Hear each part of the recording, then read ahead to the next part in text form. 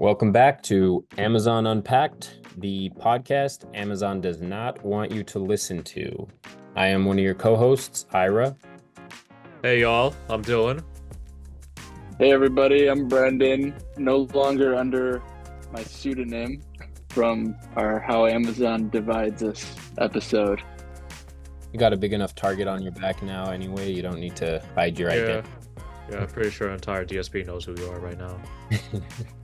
So yeah, you've got two warehouse workers and a driver on here with you today. And today we are talking about it's firing season, termination season, what you need to know and how you can best protect yourself.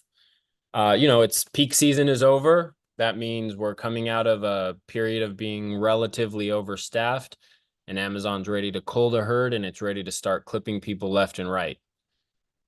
Here's what we need to know. White badges are, typically the ones who get let go the most this time of year. White badges, that's the folks who come in at the beginning of peak season or really any time of year, and Amazon says you're a seasonal hire. Stick with us long enough and we'll convert you. But we also might let you go at the end of your season. That's as opposed to blue badges who are permanent employees. We've done our time. There's actually not a difference legally between white badges and blue badges. We are all at will employees. Amazon doesn't need a reason to fire any of us.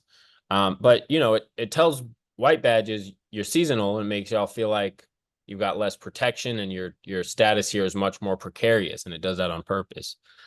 Do not resign. This is a trick by Amazon so you can't collect unemployment from the company. If you resign and they say, oh, you can reapply, no. Let them fire you so you can collect unemployment. Just to give a little bit of context, usually how it goes is, you'll have a shift full of white badges of, quote unquote, seasonal workers. And then, maybe the main shifts have, 20 or 30 seasonal workers on them as well. And Amazon announces, it's the end of the season. We're going to be letting a lot of people go. And then they'll go up to each white badge. That white badge will get a call from HR, or a manager will come up to them in person, or they'll get a call from ERC, and they'll be like, your season is up. If you resign right now, you can reapply right away, and we can hire you back on as soon as a position's available. They tell you this and it sounds nice initially because you're like, oh, if I resign, I'm not getting fired, I'm not getting laid off, and I can reapply right away. It is a trick. Number one, there will be no jobs to reapply for. It is firing season right now, and it will be firing season for the next few months. Secondly, they are asking you to resign because if you resign, you cannot collect unemployment. If they fire you, then you can collect unemployment. And the way this works is if a company is firing too many people too often, their taxes go up. They have to pay more into that unemployment fund. Do not resign. Make them lay you off. Make them lay you off so you can collect unemployment. And make it more expensive for them. Make their damn taxes go up. So I have a question. I don't know if either of you guys know the answer to this. If you're let go and they give you like a reason, are you still eligible for unemployment, or are you only eligible if they lay you off? So to collect unemployment, you have to be laid off without cause. And also, just so you know, Amazon lays people off or fires people with reason all the time. And for most reasons, if they fire you, you can reapply in 3 months. But they also like bend, they make up and bend their own rules. They might be like, well, actually, you can never reapply if it's for a safety violation of X, Y, and Z type, right? So they might make up reasons to say you can never reapply, but they'll only do that if they don't like you. But to answer your question, Brendan, if you get fired for cause, for a reason, if they're firing you for some violation of the policy, then you cannot collect unemployment. So if you resign or if you get fired with cause, you cannot collect unemployment. If you get laid off and it wasn't for violating a policy, then you can collect unemployment. Got you. I guess in that case, I think it's really important that we go over some of the common excuses that Amazon starts and DSPs start using around this time to fire people with cause, acting like it's for violations when in reality this is stuff that they knowingly let slide for months and they're only using now because the the volume's going down. That this kind of relates to recently we've been fighting against secret write-ups, and people hear secret write-ups. What the hell are secret write-ups? Like, what are we, some kind of secret police state? Kind of. But Dylan, do you want to talk a little bit about what the secret write-ups are and how we've been campaigning against them? So secret write-ups is just, a manager will spot you doing something they don't like. Let's say it's within their right to write this down, or, it could be something like harmless. The manager will then keep You're that wearing an earbud information. or something. You're wearing an earbud. You're looking at your phone. Maybe you leaned against a buffer. Maybe you put a box on the ground when your buffer was filled. Something like that. Maybe you pull two carts at the same time. One of the most popular ones I've heard is you're clocking in before 1 a.m., but only by like a couple minutes. They take these notes of you, but they will never tell you right then on the spot that they don't like what you're doing, that this is going to lead to a write-up, which they are calling an adaptation now, mind you. And they will get you with this adaptation weeks down the line. Or months. And then you won't even be able to remember what the hell you were doing at the time because it was such a long freaking time ago. Yeah. So basically what they do is they take notes on the shit that you shouldn't be doing, the things that are completely harmless, and most of the time they let slide. But when it starts getting up to that time of year where they want to start having reason to fire people, they don't need a reason to fire you, but if they fire you without cause, you can collect unemployment and their taxes go up. So they want a reason to fire you. It protects their bottom line. It makes it cheaper for them to fire you. So they want to have a reason. And when it starts getting to that time of year where they know they're going to want to cut staff and they're going to want to have reasons to fire people, they start taking notes on all the bad things people are doing, all the things that are technical violations of the policy. And then when they get the orders from up top, clip 10, 20 people, they'll just go down that list and they'll be like, oh, this person did this, 2 months ago. Let's go fire him for it. So, then suddenly you're like, what I didn't know I did that. Why didn't you just tell me not to do it? And I would have stopped doing it. But, too late. They were looking for reasons to fire people. Now they got you. One of the dumbest secret write-ups I've ever heard of, right? So one of my friends at this warehouse was written up for having an earbud. Mind you, about 3 days later, they rolled out their pilot program of allowing that certain type of earbuds to be worn in the warehouse. But that's beside the point. The date of which the write-up was made, that day, my friend wasn't even in the country, which proved that this was a secret write-up of information taken weeks ago. Yeah. But they put it in the system that day thinking he would be there, but he wasn't. Yeah, and management claims that they don't do them, but we know they do them. And when we press them on it in a walkout recently, and they were like, "How would you even know you were getting secret write-ups?" And I'm like, "Well, for me, a few years ago, we filed a ULP, an unfair labor practice, for retaliation, and y'all had to turn over your records to the federal government, and I had a write-up in there that I had never even been told about from like a year before, and it was for telling someone something like you don't get paid more to sweat more or something like that. And management heard that and wrote me up and didn't tell me about it. And I only knew about it because, we put them under federal investigation for retaliation. But yeah, let's talk about some of the things that they commonly get you on. Brendan, what are some of the things they get drivers on? Last year around this time, they let go of around, I think it was 23 drivers in one day from just my DSP. And keep in mind that my DSP only represents about 10% of the drivers in the warehouse. One of the most common reasons was DNRs. DNRs are when it stands for did not receive. It's when a customer reports that a package that you delivered to them was either stolen or maybe you put it in the wrong apartment or something and they didn't receive it. This is especially common in New York City. There's tons of people walking around, and you know, some people specifically walking around to try and look for packages to take. DNRs happen every day, and usually they'll let them slide without saying anything about it. But around this time of the year, they start cracking down on DNRs. So I would advise all my other drivers out there to be especially careful around this time of year. Make sure you get your packages in the hands of the customer, or at least out of sight. Try and get it behind a locked door. If you can't do any of that, mark it cannot access or mark it no safe location and take it back to the station, because as long as you attempt it and reattempt it later on, they can't get you in trouble for taking a package back to the station if you can't deliver it, if there's no safe location.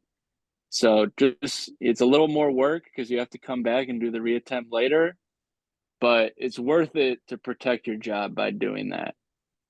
And speaking of reattempts, that's another thing that they get people on around this time of year. If you are not able to deliver a package on your first attempt, you're expected to reattempt it at the end of your route. A lot of people don't do that, which I understand because it's a huge pain in the ass. UPS is not expected to do that. Other delivery couriers are not expected to do that, but we're expected to do that here at Amazon. And, Or at least this time of year, you're expected to do it. yeah. And so, yeah, I would advise everyone to just take that extra step, do the reattempt, even if it's just pulling up outside the address, sending a text, giving them a call. If they don't respond, market cannot access. That counts. You did your best, but that's just a good way to protect yourself. Another one is smoking in the vans. This is something that, you really just shouldn't do out of courtesy for your other drivers anyway. But, some people feel the need to do it. I don't necessarily think it's a reason to fire someone, but around this time of year, they definitely will do that. Actually, one of our drivers who was very involved with the union, they found a warning that they gave him a few months back about smoking in the van and used that as an excuse to fire him. So don't give them excuses to fire you, especially if you're involved with the union or around this time of year. I was just going to say Amazon's rules, they're meant to be broken. But what I mean by that is they know people will break the rules.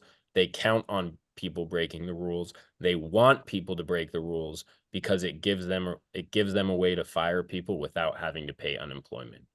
These rules are meant to be broken. Don't break them. Yeah, the last violation that's specific to drivers that they've been really cracking down on lately is uniform violations, which is ironic because a lot of the times they don't provide the necessary uniforms, but lately they have ensured, I think, that they have enough vests at least for everybody. And we actually just won coats for all our drivers through the petition and the strike we had. But now that we won those things, they're expecting everyone to have their uniform on when they're in the building. And if they don't, then that's going to be an excuse that they use to let people go. So make sure you're in your uniform, at the very least, have a vest. Dylan, what are the things they get people on inside the warehouse? All right. So this is the most subjective one management does, and that's time off task. Yep. Now, how is time off task collected? Time off task is collected whenever you are not scanning something. So if you're in a role that's like stowing or pick and stage or like problem solve or something like that, you have to be aware that every like I don't know 5 minutes without scanning something, you start accruing time off task. Now, there's gray areas with this. Say you have to use the bathroom. Obviously, they ain't gonna be scanning something, but they lock that in with time off task. I know of someone who had 2 hours of time off task for the week during this hellish firing period, and they were fired. Meaning over the course of their 40-hour 40-hour work week, they had 2 hours collectively time off task, and they were clipped. in the course of your 11-hour shifts or 10-hour shift, 11 hours that you're like in the building, if they're like, oh, we can't account for you for, half an hour of this time, keep in mind, this happened when they only had bathrooms upstairs or they had a bathroom downstairs, but it was always closed. And so like half the time, if we had to go to the bathroom, it took us 10 minutes just to get to the damn bathroom. Right. And so, if through the course of your day, you got to go to the bathroom a few times, that adds up to 30 minutes, you better be careful about that. Another one is using the missed punch feature on your app. If you, instead of using your card and physically punching in at the machine at work, if you forget to do that and you go into your app and you use the missed punch feature, Amazon will tell you you're not supposed to do that. Come to a manager and they'll fix it for you. Well, why do you have the feature in the phone then? Why do you have the feature in the app if we're not allowed to use it?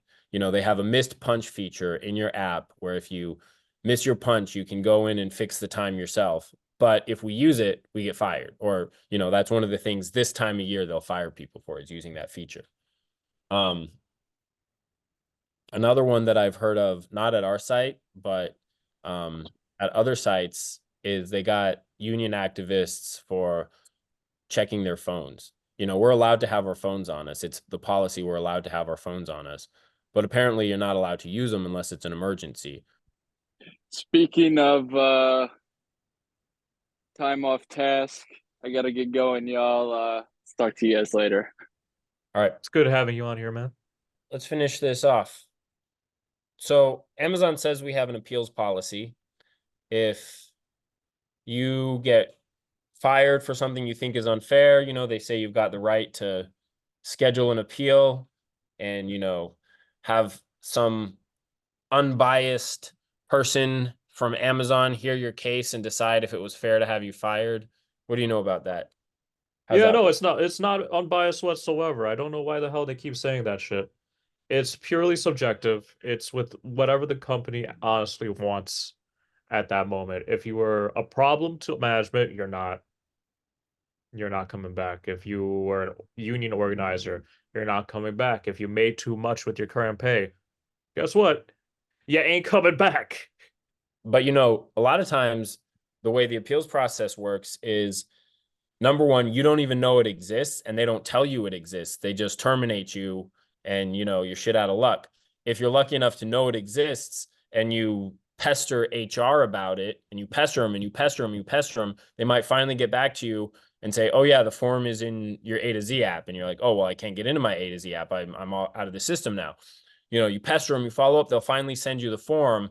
And then they'll schedule an appeal time, and it might be over Zoom, and they'll tell you show up at a certain time in a certain place. And for most people who've gone through this process, what happens is they'll show up to that time and place and HR doesn't show up. So then they'll follow up with HR after and they'll be like, hey, I showed up in the time and place and you weren't there.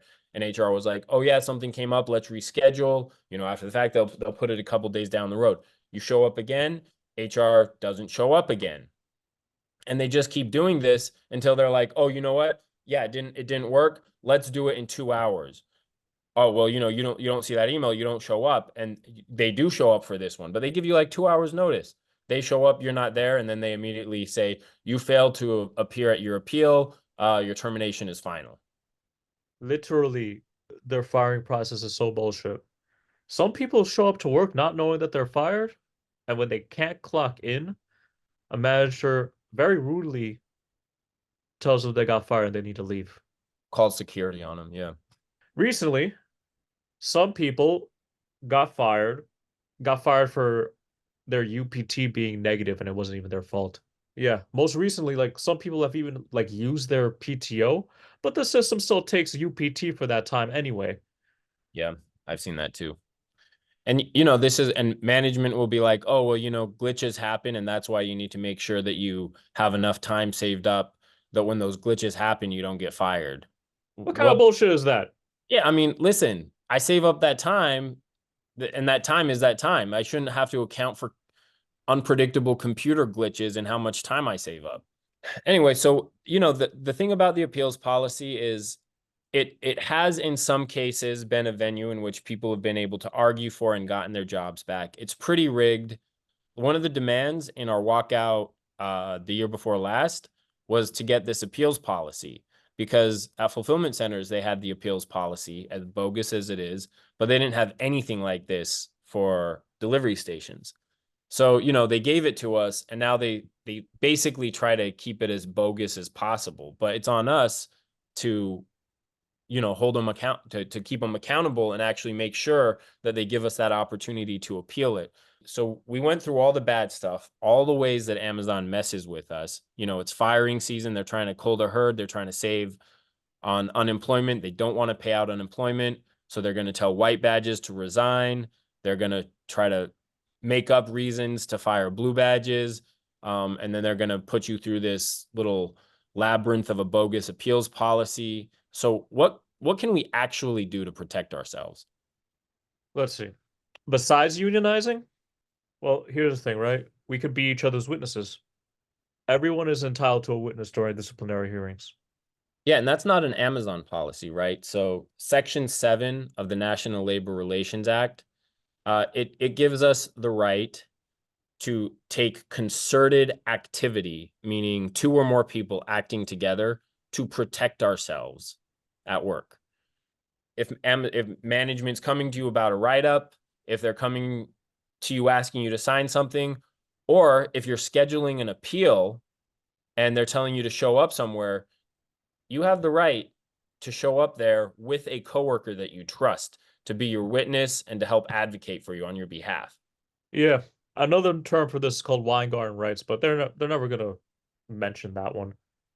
Yeah, and so technically Weingarten writes, there have been times where the NLRB has ruled this only applies if you're in a warehouse where the company recognizes your union. And there's been times where the NLRB has ruled actually it applies in all workplaces covered by the National Labor Relations Act. But the fact is, Weingarten rights or not, we have the right to take concerted activity to protect ourselves. And if they don't recognize that right, make sure that they know I am coming under protest. I am coming under protest. And then immediately file an unfair labor practice. And we'll help you with that. Come to us. We will help you file an unfair labor practice complaint. And you know what this is going to do? Number one, we're going to show up with you. We're going to have your back. And if they forcefully isolate us, we're going to make it more expensive. They're going to now have to defend themselves against the NLRB in federal labor court. And, we're going to keep pushing like this, and we are going to win, and we're going to show that we have each other's backs, and we're going to witness for each other. So to recap all this stuff, right? We got do not resign, make them fire you, get that unemployment, make their taxes go up for trying that shit with you. The secret write-ups, like if you ever get a mysterious adaptation and you can't remember what you were doing at that time, if they did not come up to you right away to say, hey, you're getting a write-up, this is against their own fucking rules. Call them Yeah, out on that actually, shit. that's something we didn't mention. Okay, so one of the things that we walked out over, we marched on the boss over, we put in our last petition is no more secret write-ups. We got management going on record twice, and we got it recorded where they said they will no longer do secret write-ups. If you later find that you have a write-up or a disciplinary something on your record that you were not immediately told, they promise that they will remove that. So we have them on record. Ultimately, the way we win is by really having each other's backs and saying, if you mess with one of us, you mess with all of us. All right. And this has been another episode of Amazon Unpacked, the podcast that Amazon does not want you to hear. Once again, I am your co-host, Ira. We lost Brendan a little bit earlier. I'm Dylan. It's been great talking to y'all. Over and out.